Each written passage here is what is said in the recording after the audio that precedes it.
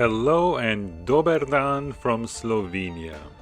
In this video, we visit Slovenia's top sites: Lake Bled, Ljubljana and Piran. We go on an unexpectedly treacherous hike, visit castles, explore the city center, and of course, sample the local food scene. We surprise ourselves by ordering pizza from an obscure window and are even more surprised by what we get. Ready to come along? Let's go!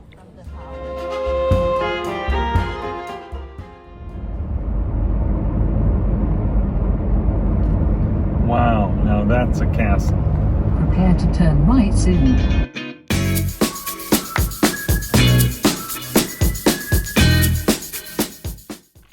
Our journey starts in Austria. Before we get to the Slovenian border, we stop at Burg Hoch Osterwitz.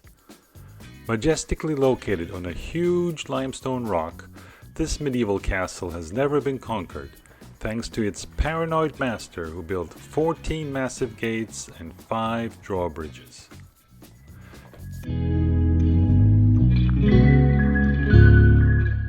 Getting into the castle today is a bit easier. You can either take a funicular elevator straight to the top or hike up the road that spirals around the hills and through all 14 gates and 5 drawbridges. We decided to walk up. Once you've paid your entrance fee, there are no guards that will try to prevent you from entering, except the occasional helmet placed on a stake. And this guy here.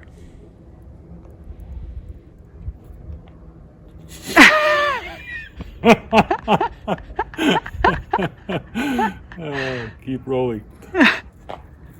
Your papers, please.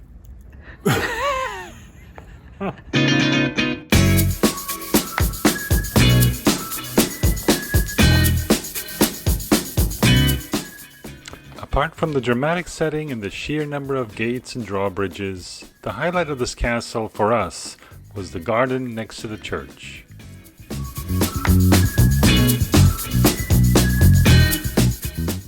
Beautiful flowers and views as far as the eye can see. Burg Hoch Osterwitz Osterblitz is definitely worth a visit, even if the name is a bit of a tongue twister. Ostertwister-Witzer. Sheesh! Whatever, go see it.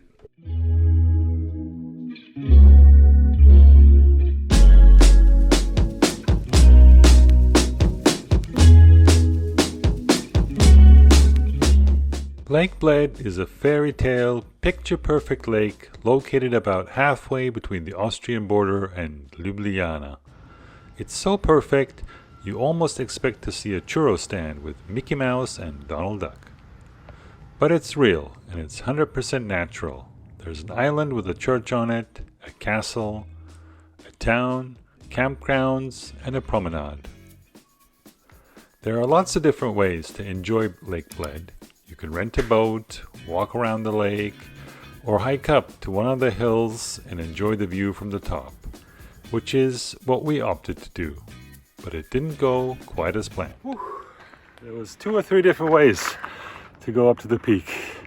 We were trying to find the easy one. We kept wondering. But a couple of clues that we may have picked the wrong path, the harder path. 1, I'm sweating like a pig. 2, there's a rope here along the path. It's always a telltale sign that this ain't the easy route.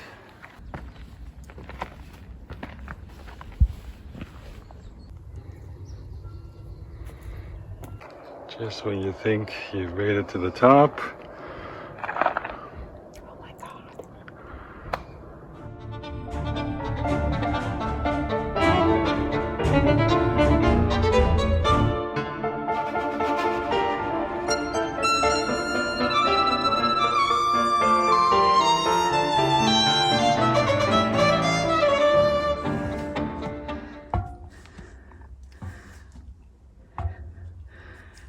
I'm glad they have this rail because my boots keep getting stuck in these little short rises. It would be, thank you.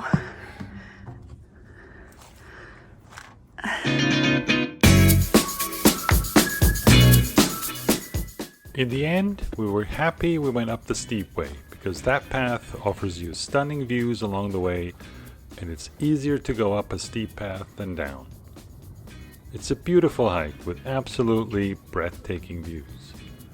We recommend going early in the morning before the crowds get there, and then get back down to the lake for a refreshing swim.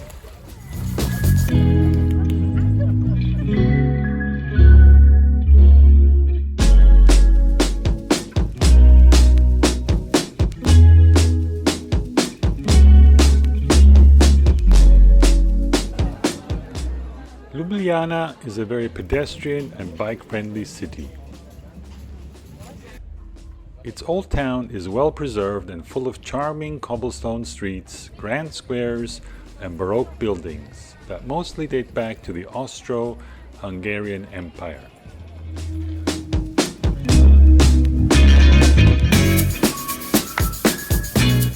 The streets are full of cafes, bars, and restaurants filled with students, locals, and tourists. The city feels young and vibrant, and almost everybody speaks excellent English.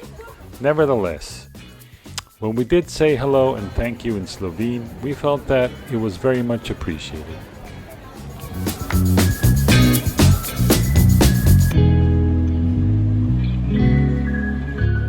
The river and its many bridges add an additional flair.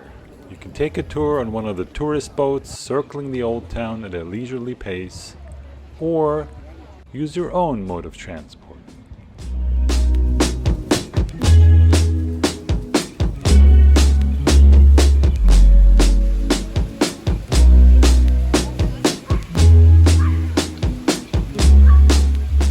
Ljubljana Castle watches over its residents from its perch above the old town and is easily reachable by a 10 to 15 minute walk uphill.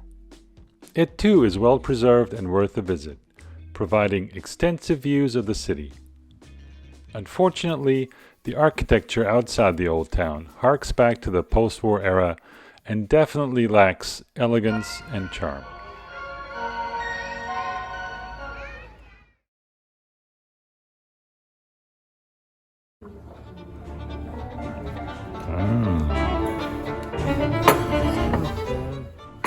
Ljubljana's food scene is very international. After sampling the local Slovenian and Balkan specialties like cevapcici and burek, we decided to try some fancy tapas at the highly rated Ta Bar. The dishes here were very creative and beautifully presented. And we enjoyed the excellent local wines, even though the selection was a bit overwhelming. Na zdravia! But our best dining experience in Ljubljana was also the most unexpected. One day, we decided to get a pizza. There are many highly rated pizzerias all over the city, but for some reason, we decided to ignore all those ratings and instead went to the somewhat suspect-looking window to satisfy our pizza cravings. You can either get a drink in this bar and eat the pizza there, or at the stairs there also. Okay. Looking for pizza? Yes, we were here yesterday and we loved it. Yes. So we want to come Nice to hear that. Pizza ever. Yes. Turns out the Pizzeria Piccola was having a soft opening and selling pizza to go or to eat on the church steps. We opted for the latter, and we were rewarded with one of the best Roman-style pizzas we've ever had. Crisp dough, flavorful and slightly spicy tomato sauce, with top-quality toppings. What an experience! We will be back for sure. Hopefully by then, the pizzeria will have opened their dining room.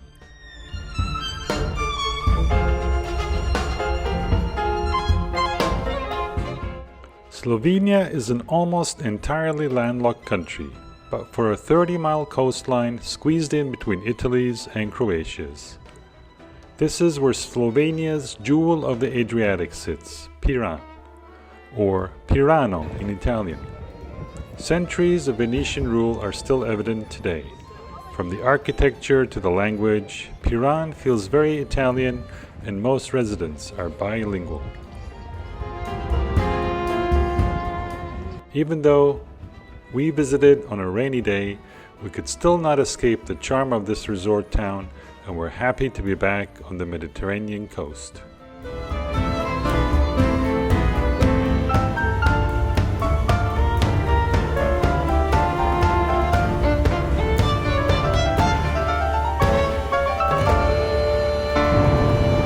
Okay, quick round. Hello. Dober Dan. Thank you. Hvala. See you later. Adio.